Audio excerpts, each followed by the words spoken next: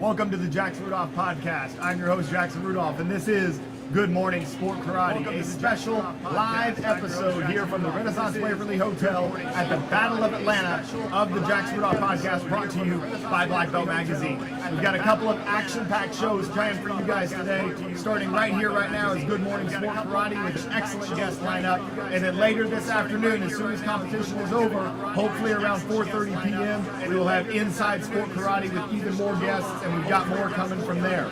As for this morning, I'm joined by a couple of Team Paul Mitchell members. We've got Ben Jones, Esteban Tremblay, and Dawson Holt, our three musketeers that were recruited from Team Competitive Edge over to Paul Mitchell not too far before the Battle of Atlanta last year. So over a full calendar year on the team for these guys. From South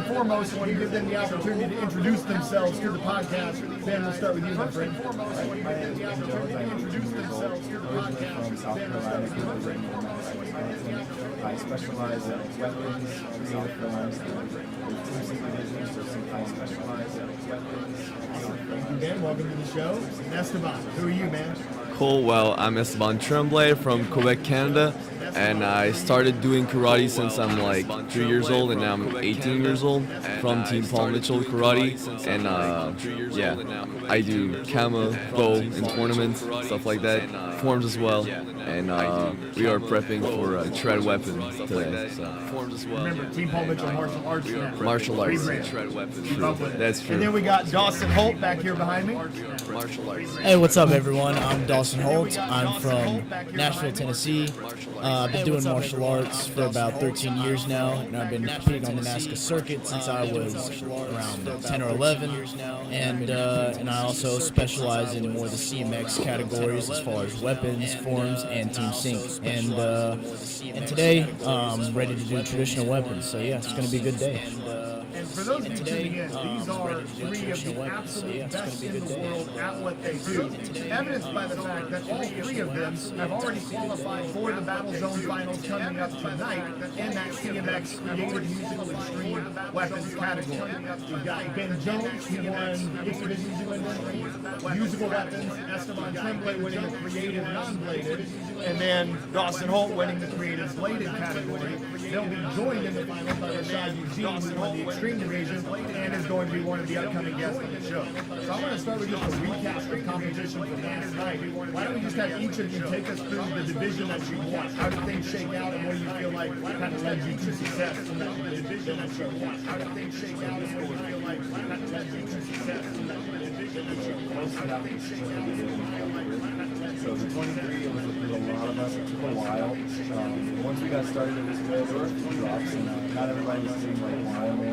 But once we got to the end, I had probably one of the best forms I've done. Once we got to the end of my career so far, everyone felt really good. I hit everything like I wanted to. Had some stuff in there that I hit pretty well that I did not hit as well in the previous week. So that felt really good, and then we got the win, so it was great. Well, and that's the importance of consistency, right? Like sometimes you're going to have a division at a World Tour event where a lot of your top guys that are going against you, like sometimes they drop. But if you're the competitor that can be consistent, that can hit your form with the most, that absolutely deserves it. You know what I'm saying?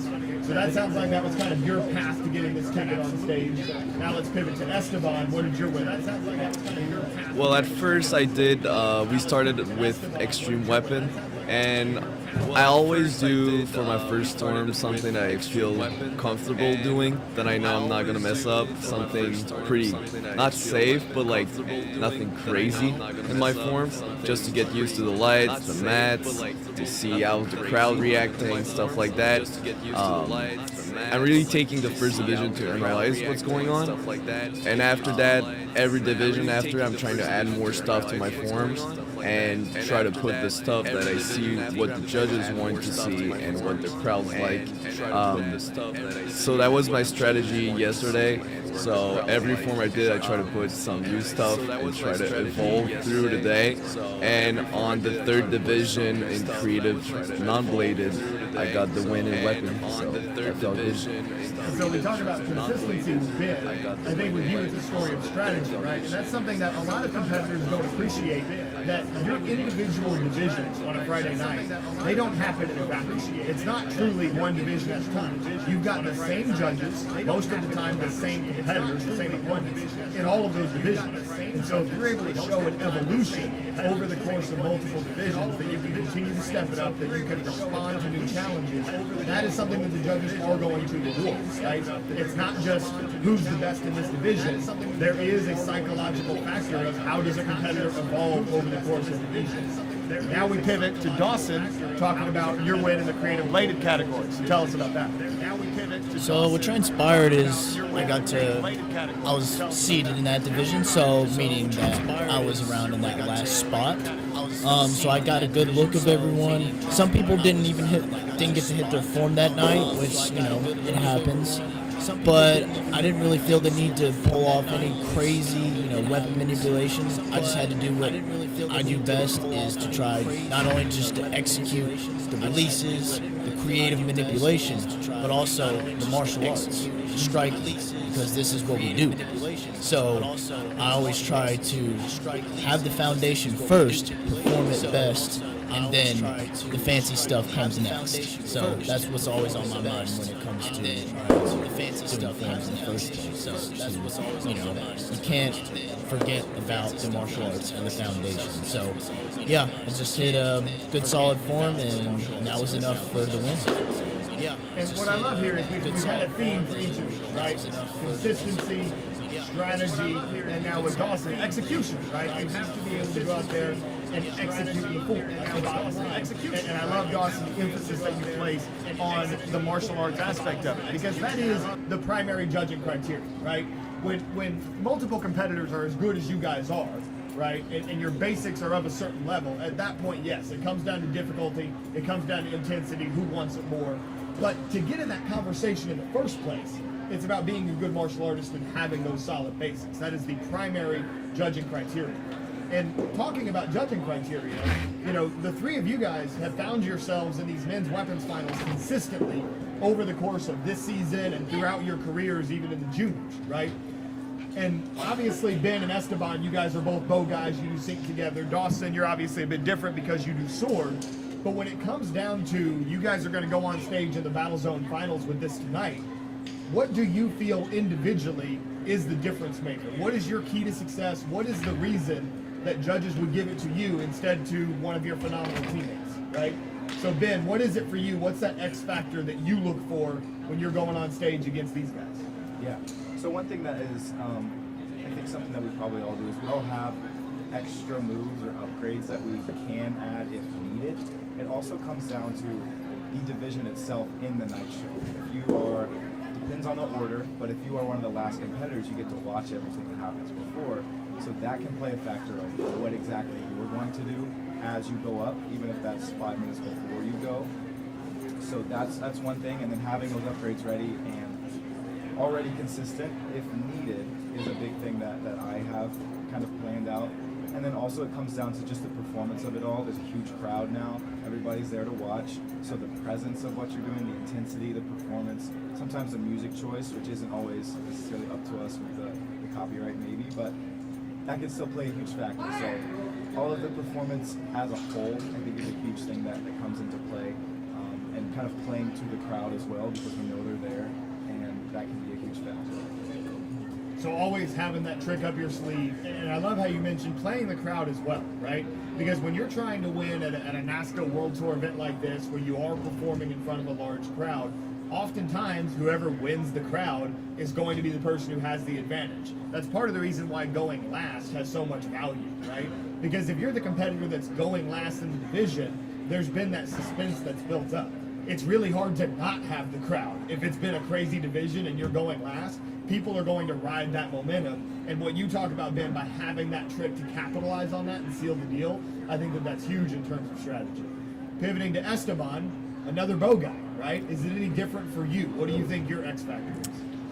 I will say I do focus a lot on myself just before going on stage. Try not, even like Ben said, we try to see what's going on. I'm gonna check, of course, what Ben's gonna do on stage, what Dawson's gonna throw on stage to see real if. Quick, you're looking at the warm-ups to figure this out, right? Yeah, also, of course, and yeah, I kind of plan maybe new trick, new stuff to make sure that you stay on top. But I would say most importantly, take to like think about what I'm gonna do and not what about the others gonna do, and really trying to make a good, clean performance. And like a little bit like Ben says, like because there's such a huge crowd when you go on stage, you need to try to like use it to gain more energy, more adrenaline, more of that to get a performance that you cannot like get in the normal individuals. So like, and so there's balance, right? It's balancing what is the thing that you need to change to try to capture the crowd, to make your adjustments based on what your competitors did. But at the same time, the balance is focusing on executing your plan, right? Kind of going back to what Dawson was talking about with execution, right? You've got to be able to do what you came to do, right? Yeah. And be able to adjust along the way. So now shifting to Dawson, what's your take on this whole thing? What do you think? Obviously, you're the sword guy, right? So you have that makes you different right away. But looking forward to the Battle Zone Finals tonight, what is the X factor for you? What do you intend to make the difference with? Well, every one of you just about said it right there. Yes, I'm doing sword, so that automatically makes me stand out. I guess that I want to use that and to try to be different as possible. Is I can't do what these guys are doing, right? I can't throw my weapon up and do 3 spins, right? I don't want to do it because I respect their skill sets. I want to do my own thing. And that's one thing that most people like to do now. It almost feels like that people have to win because they have to do this big trick. But in all reality, sometimes I don't know. That's what I feel like sometimes, instead of focusing on their self and, trying to polish up anything else in their form, or just trying to be different, right? But yeah, I think do what I'm comfortable with, and even if I'm first, that's okay.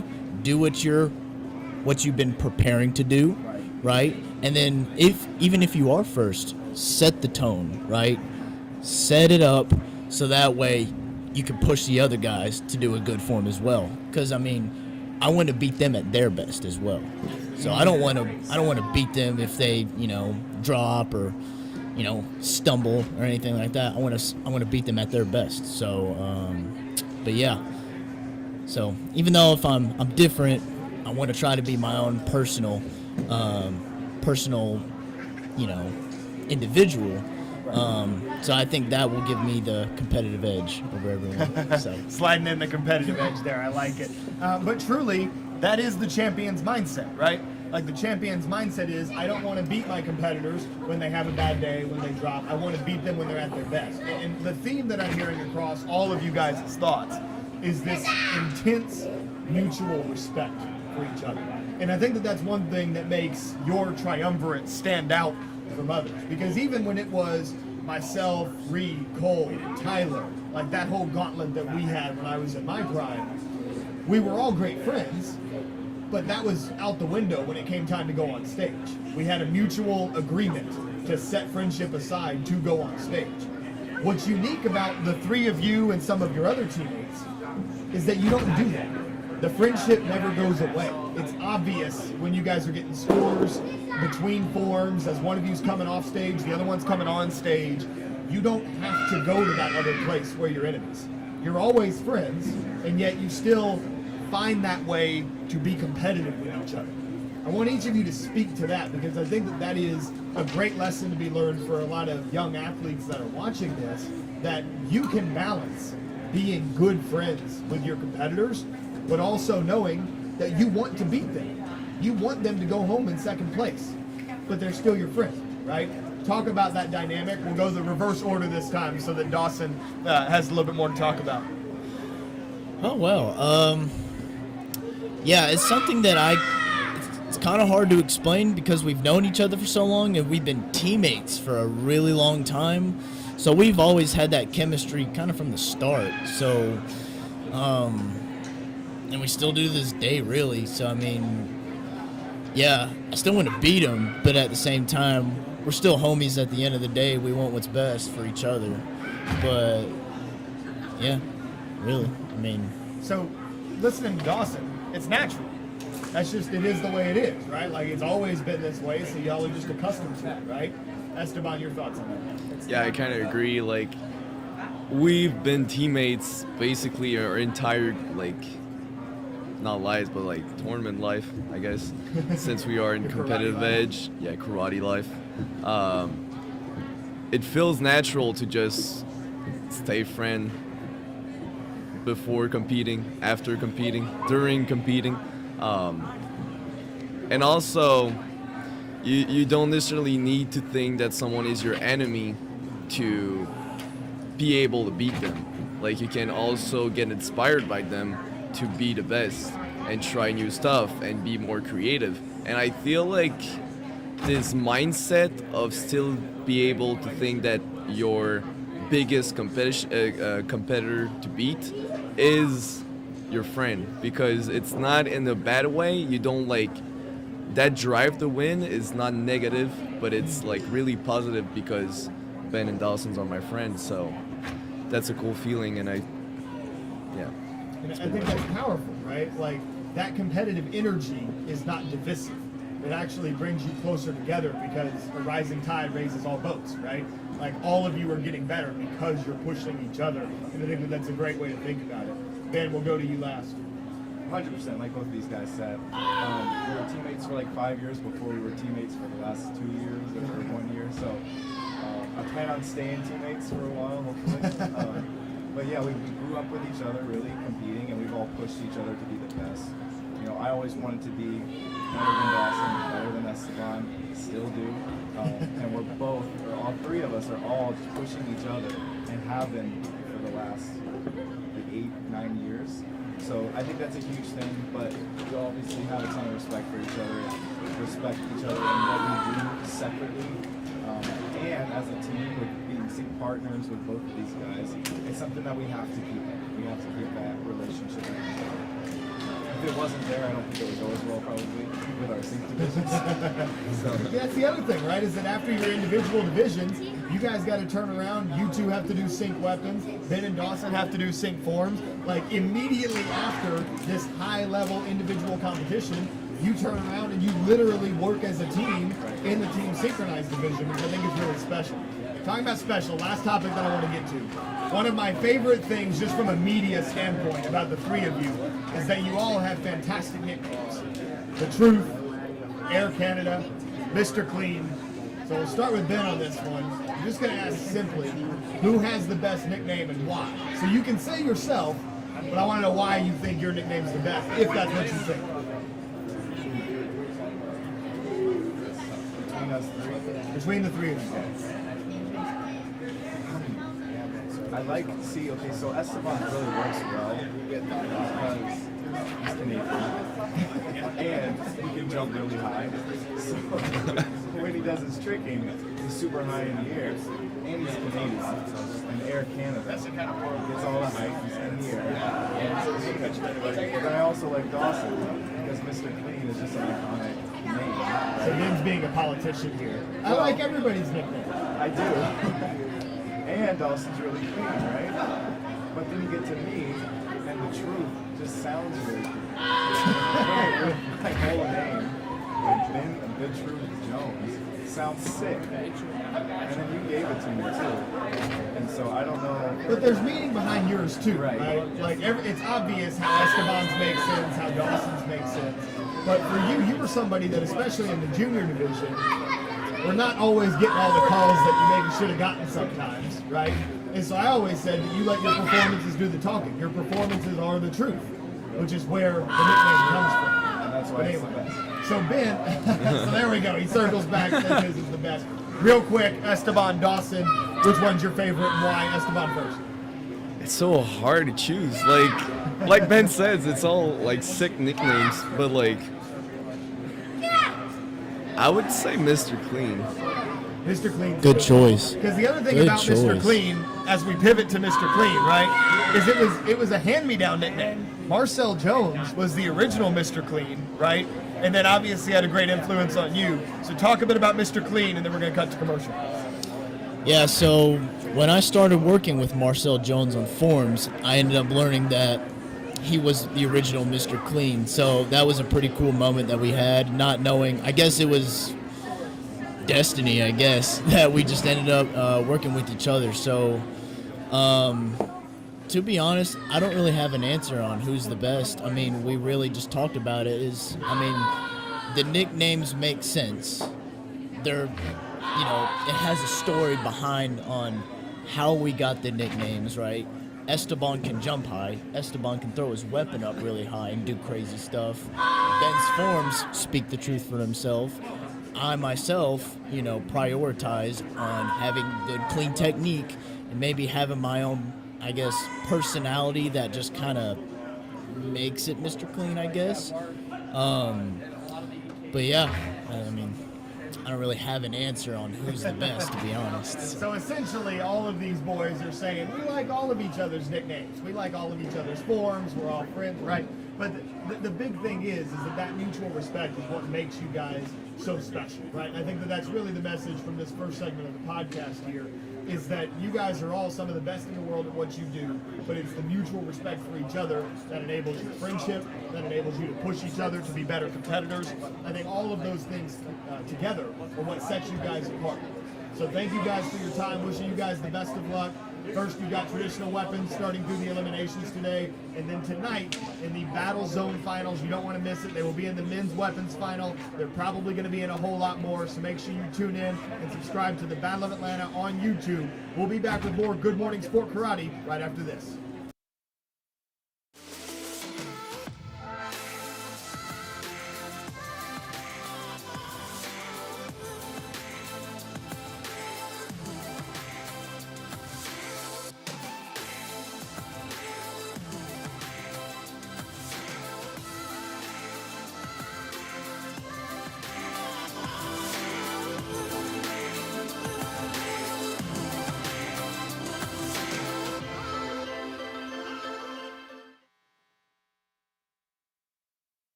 Y'all better watch out for that young boy.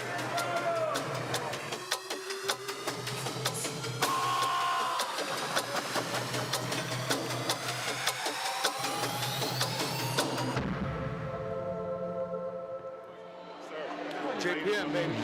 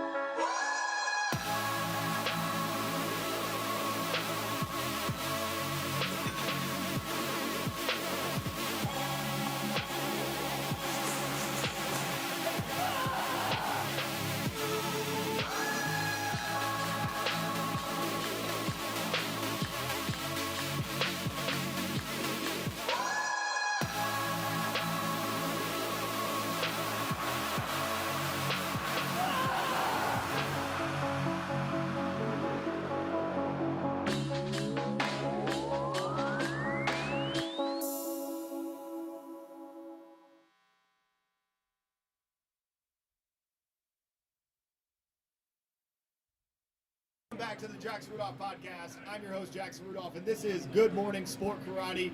If you've been tuning in with us, you just heard from Ben Jones, Esteban Tremblay, and Dawson Holt. Now we're going to hear from a couple of their opponents, one of their teammates in the men's division. We've got Alex Mancias and Rashad Eugene. Thank you guys both for coming on the show. Yes. This morning. Yes, sir. Excited to be here. Same, likewise. Thank you. So I want to start with a recap of last night's competition, right? We talked about each of those boys getting some wins, and really the reason that I paired you guys up is we've got two dual threat athletes on the show right now. Yes, sir. Forms and weapons and point fighting, competing in virtually every division that you can compete in. We got to get Alex in traditional forms at some point. But for the most part, for the most part, competing in every division that you can compete in, right? Forms, weapons, fighting, just like it used to be back in the day, right? So I want to start with a brief recap of how yesterday's competition was for you guys. Rashad, we'll start with you because you're actually going to be joining the 3 previous guests in the Battle Zone Finals for weapons tonight, right? Yes, that is very correct. So my first division, that was Extreme Weapons, very good division, 16 competitors. I went 5th. Didn't have a seed, not a NASCA member, took first place.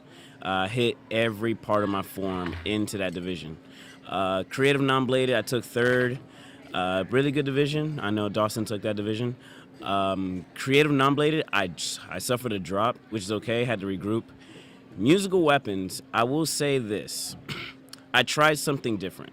It didn't go my way, whereas I tried to do a cartwheel double full with double bows in my hand. The set was... Would you be the first person to land that if you did? Yes. The set of going up wasn't there, but I know what to do.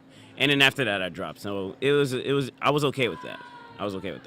And then extreme forms off of one round-off backflip, I felt a very good pain, very weird pain in my ankle, and I just immediately stopped and bowed out of musical forms after that, tried to regroup in creative forms, and I took 3rd place in that. So that's how my day went yesterday. And congratulations on the solid finishes, but that ankle injury, that sounds significant, right? Have you been able to bounce back from that? Is that going to be a factor tonight? Yes, I bounced back. Actually, they ran musical forms first after the extreme forms, and I bowed out of that so that way I could have time to rest my ankle. And so it was good. I wrapped it up tight. It was still pretty good after I took off the ankle brace and everything. So I'm able to regroup in the finals for sure. Awesome. And I know a lot of fans at home are excited to hear that the Black Mamba is going to be just okay for this evening, right? Yes. Pivoting over to Alex, right? You had some massive divisions yesterday, competing in the open weight, had some good fights. Everybody in that open weight was a killer, right? I mean, it was a deep, deep open weight division. So tell us a little bit about how your night went.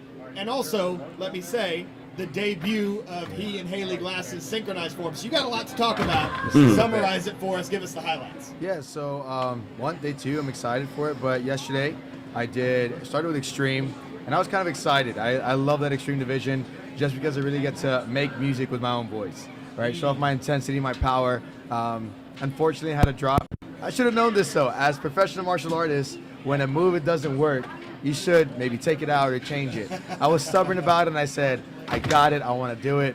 Didn't go my way, so dropped in my first section. I regrouped, and I was like, you know what? I'm just going to take it out. And so I took it out, and I finally nailed the form, and I got second behind Ben Jones, and Ben ran the best form I've ever seen him run, in my opinion. Yes. And What's crazy is he was saying that on the show. Like, when he was on the show, he was saying it might be the best form that I've ever done. What was different about him last night? No, I think last night it finally came all together for Ben.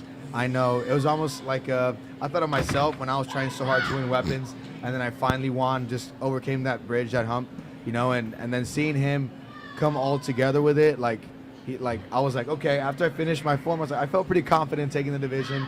And then I saw Ben run his form, and I was like, dang it, Ben, why you got to do me like that?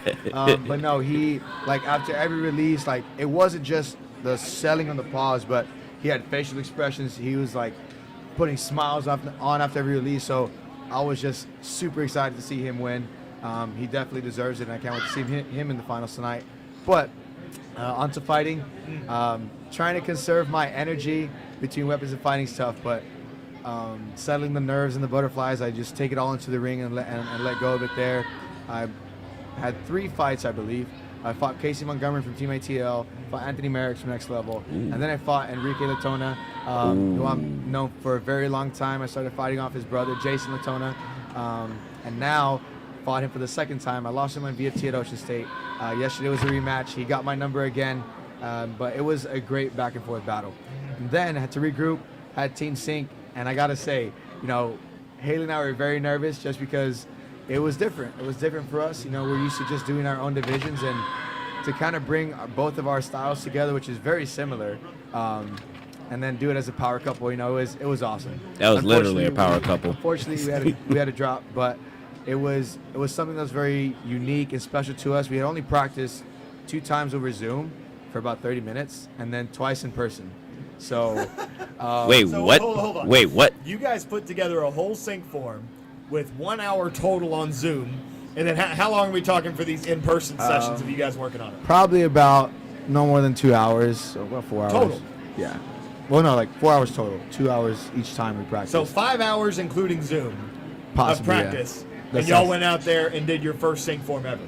Yep, That's is correct. wild. That is correct. And what's actually crazy is it's, I guess you could say more than 5 hours, but I'll say 5 hours and actually focusing on it, because when we went to Vegas at the Super Show, we had done a little sync thing, Right. and that was already an idea that we had been working on, and that's actually in our section. So it was 2 years in the making, to be honest with you, and to finally see it come to fruition was very exciting, because the music was also different. It was different. She posted a collaboration reel with me. She put the clock is ticking, and there's like a clock sound, Yeah. and our form starts with that. So it was very different, unique, and excited to run it again. That's sick. I love it. And can't wait to see that again. We're going to have some great battles over the course of this season between you two and your teammates, Ben Oh, Jones yeah. and Esteban Tremblay. yeah. That is going to be fireworks and synchronized weapons every single time. Definitely. And, we talk about you guys both being dual threats, both doing forms and weapons, as well as point fighting.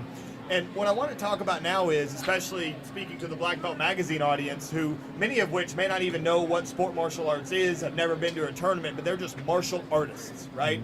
Speak to the importance of just being a well-rounded martial artist. Because when it comes to this sport, you two are two of the most well-rounded martial artists that we have. You do everything. Rashad, that even extends to doing every weapon under the sun, right?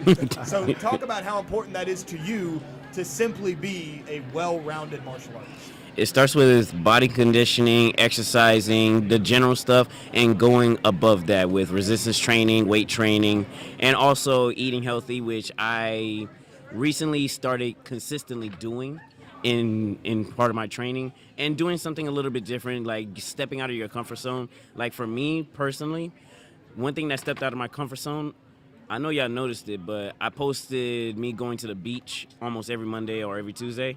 I'm not enjoying the beach. I'm legit running. I'm exercising, running 1 mile on the Miami beach, not on the beach. One mile on the sidewalk next to the famous hotels, 1 mile back to my car on the beach. And then it doesn't stop there. I don't go to my car. I go inside the water. I practice techniques 50 to 100 times with his side kicks, reverse punch, back fist, chop punch. Yes, chop punch every time in the water.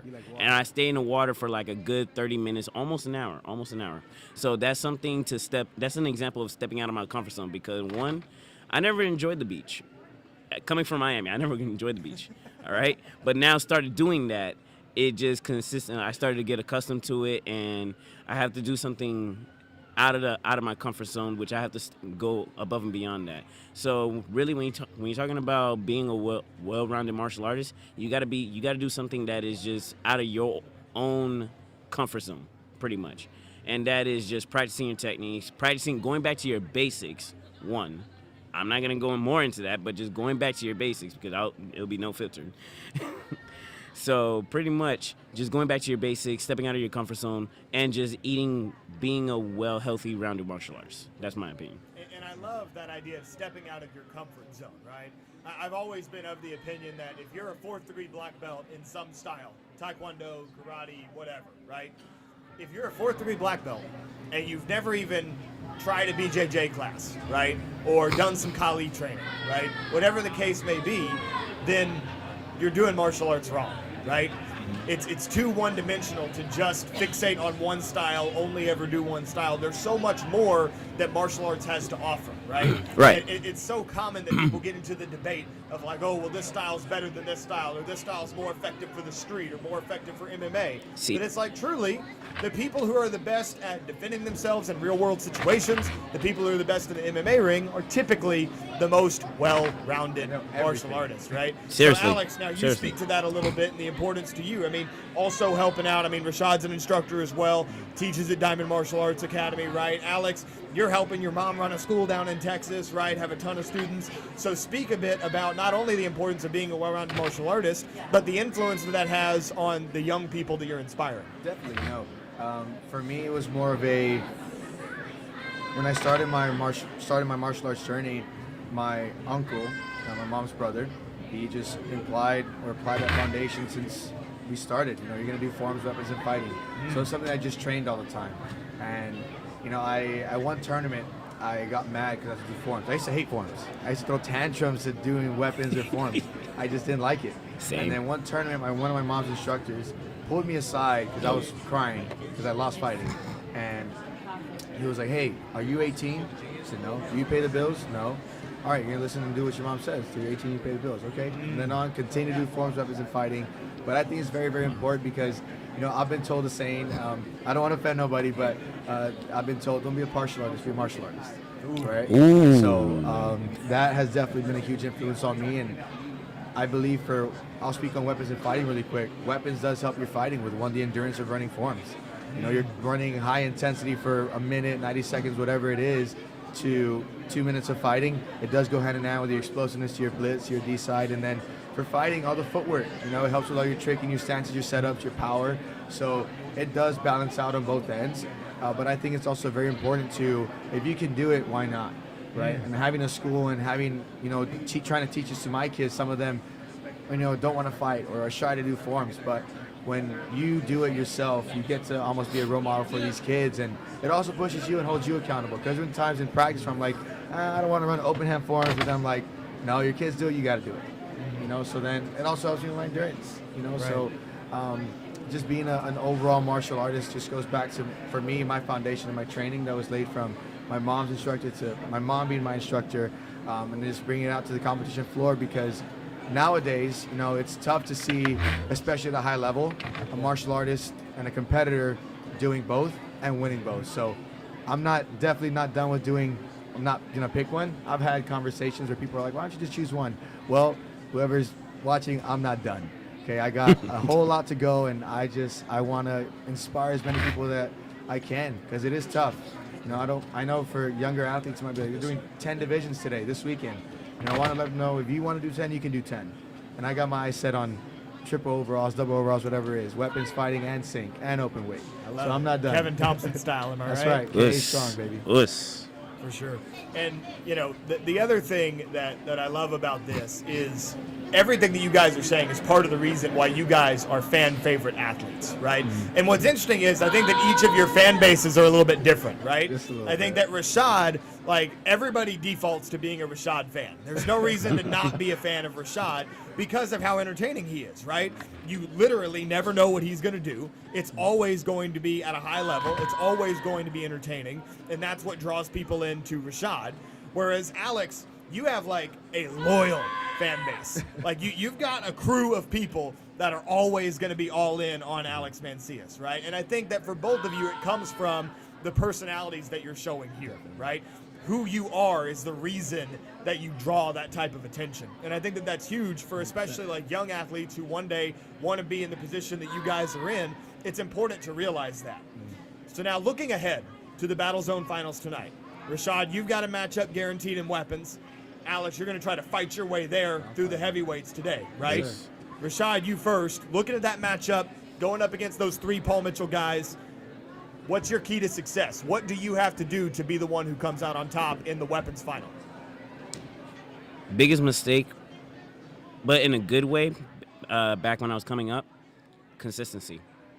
Yes, I'm known for doing so many weapons, doing crazy things, but up until the last NASCA tournament where it just clicked to me in one division that actually helped me out yesterday is all about consistency. So it's all about, for the keys to success for me, is just staying consistent what I'm doing with double bow.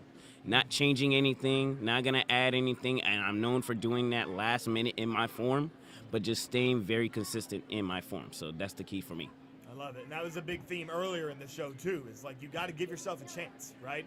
Go out there, be consistent, do your thing, hit your form, and then you see where the chips are going to fall, right? Best of luck to you tonight. Yes. Sounds like we're going to see double bow. I know a lot of people are looking forward to that. Pivoting to Alex, you got to fight your way there. Talk about making your way through the heavyweights today. You know, for me, I just have to continue to trust in myself. I think, to be honest, yesterday, I was a little hesitant when I fought. I was a little too relaxed. So it's just about capitalizing on the mistakes, learning from them, and quickly making an adjustment. It's not, I don't have no warm-up fights. There's no time for that. It's as soon as I get in the ring, it's I'm handling business. I got to be myself. because I remember at Ocean States, you talked to me once I started breaking out a little bit in my divisions and going to the Grand. You said that's what happens when you trust yourself. So I just have to continue to do that, trust myself even more, rely on my basics with championships, and just continue to have my eye on that stage. Walking in last night, seeing my teammate Sad kill it, it's like I want to be up there and as a veteran fighter on the team, which sounds crazy to say, I want to take some overalls too. It's the battle, and I want to be a part of this prestigious event and winning it for the team. I mean, after all, I do weapons and I can do forms and I fight, but I got picked up for fighting. So that's what I'm going to try and take tonight. I just got chills, man. I did too. Goodness. I'm ready, man. That's it. I'm ready. So. And I love the two stories, right? Somebody that's got their ticket. You're focused on the finals tonight. You got more divisions to try to win in the meantime. Oh, yes. Traditional, you got your fighting division, right? Yeah. And then Alex in this position of, you got 2 fighting overall grand championships this year. You won another one. You've got to be clutch today in order to pull that off. We're all excited to watch it. Make sure you guys are tuning in to all the social media streams, Black Belt Magazine, Point Fighter Live. Make sure you subscribe to the Battle of Atlanta on YouTube to catch the Battle Zone finals tonight and more of the Jackson Rudolph podcast. We're going to go to commercial, but we'll be right back with more of Good Morning Sport Karate.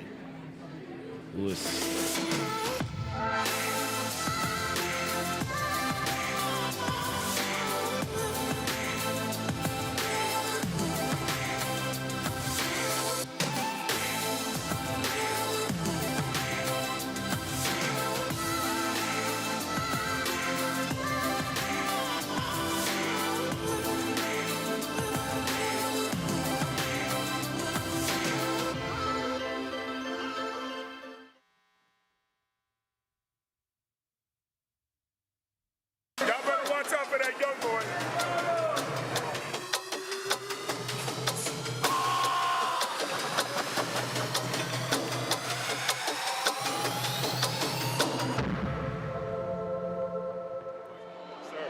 JPM, baby.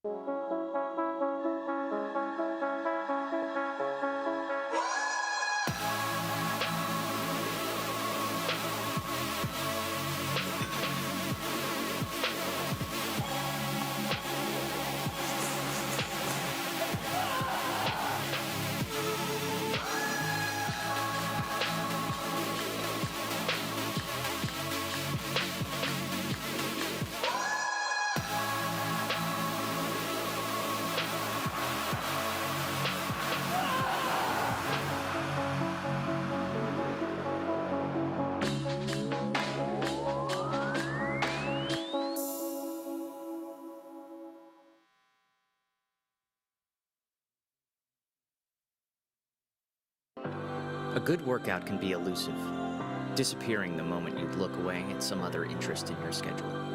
Our attention is divided, and life moves quickly. It can pass you by, even as you're living it.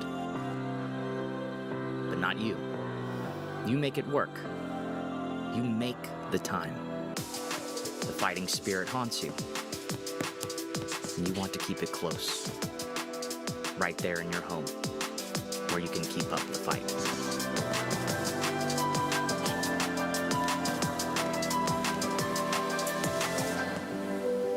The perfect at-home workout lives on in a new age. The Century Ghost Wavemaster. Ethereal design. Real results.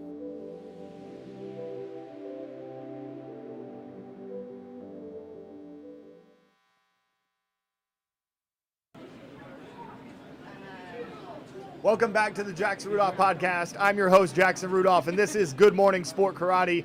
We have our final segment of the morning, and we've had an interesting evolution of the show today. We started with some forms and weapons specialists, those 3 boys from Team Paul Mitchell, Ben Jones, Esteban Tremblay, Dawson Holt. Then we pivoted to some dual threats, Alex Mancias, Rashad Eugene, competing in both forms and weapons and fighting. And now we pivot to 2 of the best point fighters in the world today. We've got Katana Everett, Cameron Dawson of Team Dojo Elite. I'm so excited to have you guys on the show. This is crazy. So Katana, let's start with you. Just kind of introduce yourself to our audience. My name's Katana Everett. I'm from Minneapolis, Minnesota, and I've been doing martial arts since I was about 4 years old, and I currently work here at the dojo in Northern Georgia. Awesome. And again, thank you for coming on the show, Katana, and of course, Cam. Yes, sir. My name is Cameron Dawson from Baltimore. I have 2 schools there. Just traveling, competing, doing my best to make as much change in the martial arts and urban community as we possibly can. I love it. I love it. And so, Katana, we're going to start with you because one huge thing that I want to talk about is the success and the depth of the women's division right now. Of course, you're somebody who's at the top of that division. You've had some excellent fights this year. You looked phenomenal at the Ocean State Grand Nationals, a thriller of a final fight in that one, right? But first, before we get to some of the details about you as a fighter, when we're going to see you next, can you speak generally about how deep is this women's fighting division right now? I love seeing it. To see about 20 and 30 women in a division for open weight is unheard of. Like thinking back to when I first started, I guess like right after Diamonds 2018, 2019, even 2017, I remember it was 10 of us. So to be able to see like a lot of these younger girls, like fresh 18s, 19s coming in and really adding to the depth is awesome. But now, like because everybody's so new, it's definitely going to be an evolution of like just people growing, and there's gonna be, it's kind of anybody's game at this point. If from what I've seen, we have a lot of people in here. It came down to Jimena and Alexi for the open weight, which is super dope. Alexi just started. Jimena is still fairly new, but with her experience and her frequency of competing, she's fighting kind of like a vet with these newer people. So it's awesome to see, and it really is anybody's game if you know, like if there aren't some people there, like if there aren't key players there, then it's anybody, which is dope to see. But the depth is awesome. And even seeing some of the 12 to 13s, I have a little Collins Howard, she's coming up. Those girls are fighting like crazy. I was over there screaming, the energy's there. So to even see those girls like coming up in the next couple years is going to be dope. So, yeah. What I love about all this, Katana, is how the female fighters answered the call. Right? Is that there's been a long-standing activism for female fighters, for them to get more recognition. Shout out to Maggie Messina, Female Fighters Matter too, for all the work that she's done. Yeah. And a lot of the response to that that advocacy was, we need more of them at the events, right? Like we can't make accommodations for 5 or 6 people, right? And the female fighters have answered the call. They're coming out in full force. We've got huge divisions now, open weight divisions, doesn't matter. The other thing I want to ask is, and I know this from even when I was an active competitor, there was nothing like just being able to sit back and be a spectator sometimes and just appreciate some of the talent that's around us. So obviously we know how good you are, but as you watch that women's division, who are some of the fighters that stand out to you and that you respect most as opponents, that you're like, hey, these girls got it going on? Jimena, hands down, and she continues to prove herself. Again, I think everybody's still new, so even everybody's new, period, right now. There's people on brand new teams that are, I guess, being treated as vets right now. But everybody in here, I want to say 95% of the women are new as far as the women's divisions go. So right now, the person that has earned their spot and earned my respect the most has been Jimena, and she continues to prove it in teams, open weight, division, overalls, whether she's here, Mexico, wherever she goes, she does her thing. And I'm really proud of her, too. So she's doing her thing. That's awesome. I love that respect. And the stats don't lie, right? Exactly. Like over the course of the last 3 seasons, I'd be willing to bet she's got the most overalls and open weights combined of any of the female fighters. She's also the most active, right? Exactly. She comes to all the big tournaments. She's always in that Final Four, that final fight, and most of the time being able to come out on top and win it. Exactly. And I love the fact that somebody else who's a top fighter in that division is able to show that humility and show that respect for their opponents. That was a huge topic in our Forms and Weapons guests that were on the show, is that mutual respect for your opponents. Yeah. Now, as we pivot to Cam, I also want to give you a chance to shout out any female fighters. This is your chance to maybe brag about Kitana a bit too, since she's not going to do it for herself. Oh, God. But anybody that's impressed you, and also what you know of watching Kitana fight. I typically don't watch unless she's fighting. And it's not a sense of disrespect at all. That's just where my focus is. But you talk about calling someone good, right? Or calling somebody skilled. that's another standard. But when you watch them, there are some who give you a different feel or a different style. But Kitana has the ability to hit you with both hands, kick you with both feet. You talk about kicking forward, turning kicks. So excitement-wise, I'd rather watch her, but, my opinion may be biased. But I see what you're saying, because a well-rounded game is exciting, right? Absolutely. It seems like all the best fighters who are the most fun to watch have multiple weapons, right? Admittedly, and it's the same thing with tricking, we call trickers who can only do the twisting stuff are called twist bots, right? And so often they're not as exciting as somebody that can kick and can tumble and Absolutely. can do the twisting, right?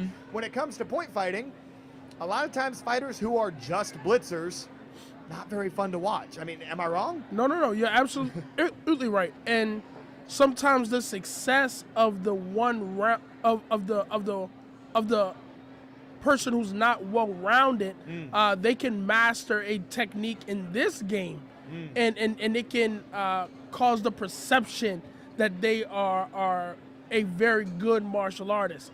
And we have to change that verbiage to they're skilled at this game, not a very good martial artist. So if you can only give me white belt to yellow belt curriculum, you fighting in a black belt division, then we have to be careful with the verbiage that we use. And not to say that there's not a mastery of timing, distance, and technique that is involved, but we have to be careful with the verbiage that we use with those people that we consider great martial artists. I love everything about this, and it actually is a perfect segue to one thing that I wanted to talk to you specifically about. In the previous segment, for those of you that have been tuning in for the whole show, we talked a lot about the importance of being a well-rounded martial artist. Yes, sir. And so I want to go back to the sidekick heard round the world from Ocean States, right? And one thing that I want to highlight about what turned out to be a knockout. You were fighting Bailey Murphy in the Super Fights final. You landed a textbook sidekick, right? And the thing that I want to use as an educational point here to our audience. Yes, sir. It was not excessive. It Right. was not it wasn't an aggressive shot. It was, you timed it perfectly. You executed with fantastic martial arts technique. Appreciate you. And it hit the right place at the right time, right? Yes, sir. So we are not a knockout sport. A lot of times that's a Right. criticism of sport karate. Is like, oh, well, you guys can't even knock each other out. Like, how do you call yourself strikers, right? And But that it would be the shows you- biggest. Yeah, go ahead. That would be the biggest statement of hypocrisy, because speed creates power. So if we are some of the fastest and the best judges of distance, then we have the best probability of knockout. I mean, look at how all these point fighters are transcending into these other combative sports. It's no footwork, it's no distance management that is like this game. We train to not get hit at all. Other combat sports train to either, shoulder roll or slip, but we talk about not even being there. So it's a whole nother game when you talk about what we do. But if your training is proper, you can translate the concept of this combative game to anything, and you will be successful. I love that. Hey, you guys watching at home, make sure you clip that, play that on repeat, because that's golden stuff right there. The other thing, I'm also going to give you a shout out, because every once in a while on Facebook, from a belt graduation, something like that, by the way, also proves how real of a martial artist he is, owning schools, running belt graduations, all that. That's Appreciate beside you, the brother. point. Appreciate you. You got some mean Pumse too, right? When it comes to the Korean forms getting out there. We just had the first ever Korean forms challenge here at the Battle of Atlanta. It was beautiful too. Is there any chance that we see Cam Dawson in the Korean forms division at some point? Absolutely. I love it. Absolutely. I would definitely entertain it. If they talk the right number, that's what brings me So outside. put the prize money up and we'll get Cam Dawson in that division. Absolutely. I love it. Absolutely. And the other thing, Cam, is you were in the coach's chair a lot yesterday, going through the open weight. Yes, sir. You had one of your fighters, Devin Hopper, who, in my opinion, may be the most underrated fighter on the circuit right now. D-Hop is criminally underrated, in my opinion. He doesn't get the respect that he deserves. Criminally. Right? I like that. But exactly. Criminally. But also, D-Stacks, Yep. RPG, That's right. all in that division, right? Talk a bit about what you were seeing from the coach's chair, and as things kind of move forward tonight, of course, the open weight final for the Battle Zone finals is going to be Bailey Murphy and Tyreek Saint, two phenomenal lightweight fighters. That's going to be fireworks. But talk a bit about what you saw with your guys from the coach's chair. Being able to be in that position, it always is eye-opening to how things have changed. Because when you're so close and involved in something, you don't always see the changes and the nuances that are happening. So being able to sit back yesterday and really see that this has become a game of preference. So it wasn't a thing of anyone was significantly better. We have to work around the judges to see what their preference is. Some tournaments, it's a back fist day, and they're just loving it. Some days it's a reverse punch day. Other days it's a bent up sidekick day, and they love it. So it just depends on being able to read what they like. And one thing that I do with our fighters is I just sit back and I just really take a tally. And if they're calling this percentage higher, that's what we're throwing. And the same thing happens as far as sports are concerned. If they're calling fouls on a certain referee side, we're gonna play to that side all night long. Right. So it's really just a strategic battle. But everybody presented great skill and great want to win, and that's something that I think is healthy. I don't see a lot of people submitting the way that I have seen in the past of just showing up just to be a part. It seems like all 50 people who were in open weight, or 44. Big division, regardless. Yeah. It seems like they want to win. So even everybody's confidence growing, and we're in such a social media time of fitness, even the people you don't believe are technically savvy, they still have the athletic ability to cover the distance to, in this game, all they got to do is touch you. So you have to be mindful of everyone and take everyone serious. And that's what I saw yesterday. And part of the reason you got to take everybody seriously is that we're dealing with an open weight division right now that has multiple NASCA overall grands winners.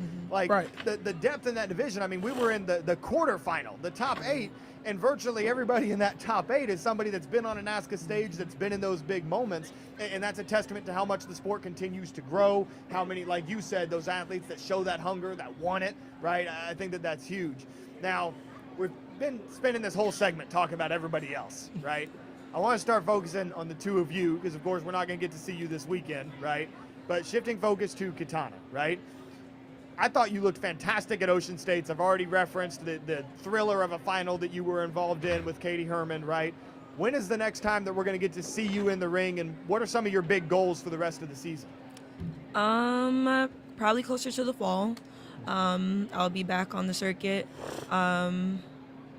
I guess big goals, just, I don't know, keep doing what I'm doing. I haven't been given this my fullest, so I'll probably start giving this my fullest and see what stirs up. And we're definitely taking it overseas later on this year as well, so some more walkos too. So that'll be fun to kind of dip a little bit more into. But yeah. Awesome. And I love the fact that you're getting involved into some WACO stuff, doing some stuff internationally. I think that it's good for every fighter to have that experience, going to multiple leagues, going overseas, having some of that fight experience. And by the way, for everybody watching at home that may not have caught that, she said that she hasn't been training as much, maybe not taking it seriously, not investing yourself completely into it like you know you can, right?